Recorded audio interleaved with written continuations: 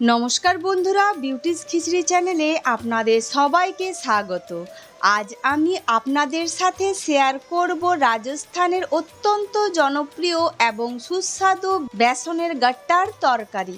অনেকেরই গাট্টা বানানোর সময় একটা সমস্যা হয়, সেগুলো শক্ত হয়ে যায় বা জলে সেদ্ধ করার সময় ফেটে যায়। আজ এমন কিছু সহজ টিপস দেব যাতে গাট্টাগুলো হবে একদম তুলতুলে নরম আর গ্রেভি হবে ভীষণ সুস্বাদু। চলুন কথা না বাড়িয়ে ঝটপট শুরু করা যাক। গাট্টা বানানোর জন্য প্রথমে একটা বলে নিচ্ছি প্রায় 125 গ্রাম বেসন, স্বাদ মতো নুন, 1 চা চামচের হাফ চামচ ধনে গুঁড়ো, হাফ চা চামচ লঙ্কা গুঁড়ো, হাফ চা চামচ হলুদ গুঁড়ো আর 1 চামচের 4 ভাগের 1 ভাগ জোয়ান। হাতে দিয়ে একটু ডলে বা ক্রাশ করে দিলে দারুণ গন্ধ আসে। 1/4 চা চামচ কাসুরি মেথি, 2 টেবিল চামচ টক দই আর 1 টেবিল চামচ সাদা তেল। সব শুকনো উপকরণ আর দই তেল ভালো করে মেখে নেওয়ার পর খুব অল্প একটু জল ছিটিয়ে একটা ডো মেখে নেব। মনে রাখবেন, গাট্টার ডো খুব বেশি নরমও হয় না, আবার খুব শক্তও হয় না।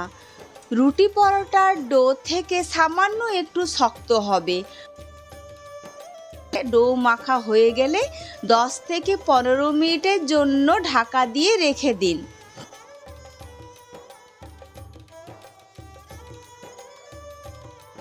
15 মিনিট পর ডোতে সামান্য তেল লাগিয়ে 2 মিনিট একটু চটকে নরম করে নেব।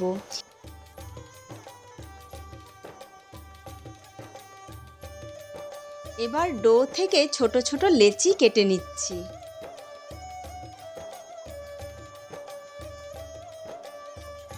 এবার লেচিগুলোকে নিয়ে একটা চাক্কির মধ্যে রেখে হাত দিয়ে 4 থেকে 5 ইঞ্চি লম্বা করে আধ ইঞ্চি মোটা রোলের আকারে বানিয়ে নেব।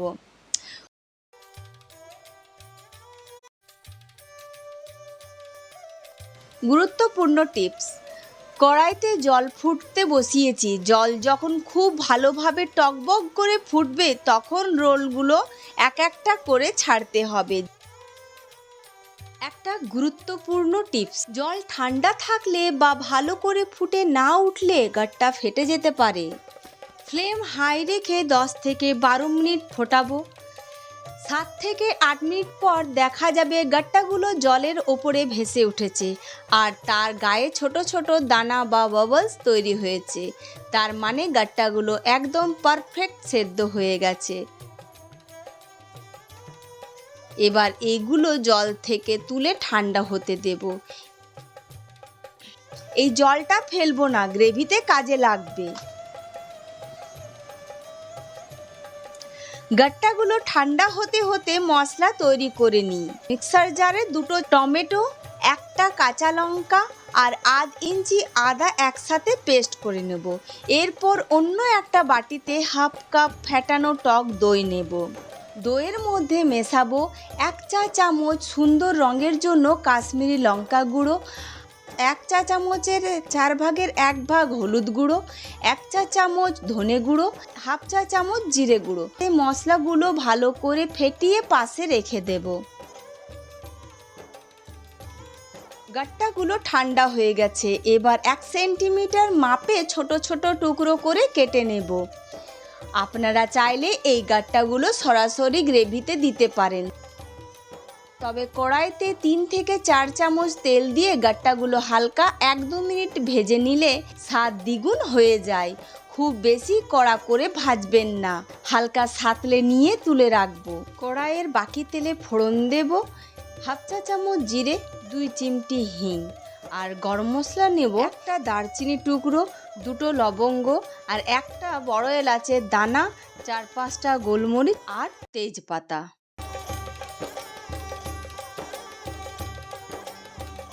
এই মশলা থেকে সুন্দর গন্ধ বের হলে এবার বানিয়ে রাখা টমেটো আদার পেস্ট দিয়ে মাঝারি আঁচে কষে নেব।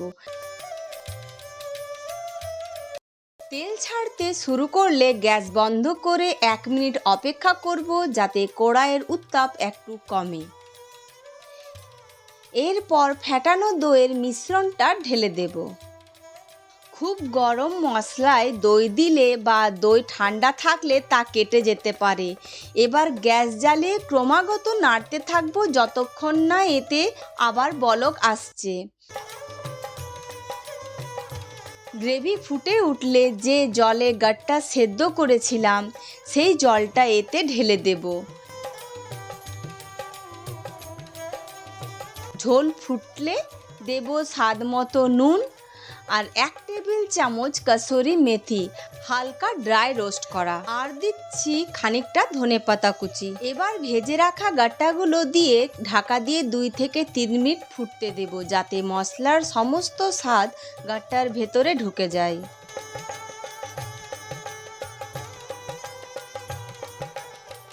দেখুন বন্ধুরা, তৈরি হয়ে গেল আমাদের গরম গরম তুলতুলে নরম রাজস্থানি গাট্টে কি সবজি। গ্রেভির কালার আর টেক্সচার দেখতে পাচ্ছেন কতটা দারুণ এসেছে। এটি ভাত, রুটি বা পরোটা যে কোনো কিছুর সাথে অসাধারণ লাগে। রেসিপিটি ভালো লাগলে লাইক ও শেয়ার করতে ভুলবেন না। আর এমন আরও সুন্দর সুন্দর রান্নার ভিডিও পেতে বিউটিস খিচড়ি চ্যানেলটিকে সাবস্ক্রাইব করে বেল আইকন প্রেস করে রাখুন। আজ তবে আসি, দেখা হবে পরের একটি রেসিপিতে। ধন্যবাদ।